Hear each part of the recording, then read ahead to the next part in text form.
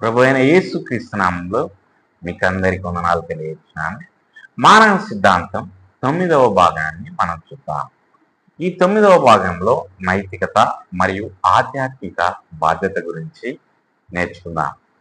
మానవులు దేవుని ముందు తమ ఎంపికలు మరియు చర్యలకు జవాబుదారులై ఉంటారు. రోమాపత్రిక 14వ అధ్యాయం 12వ వచనం గమనించవచ్చు. విధేయత, గృహ నిర్వాహకత్వం మరియు సేవ దేవుని మహిమను ప్రతిబింబిస్తాయి. కొలస్సీలకు రాసిన పత్రిక 3:17 వచనాన్ని గమనించవచ్చు. పాపం మరియు మానవ స్వభావాన్ని అర్థం చేసుకోవడం విశ్వాసులు నైతికంగా జీవించడానికి సహాయపడుతుంది.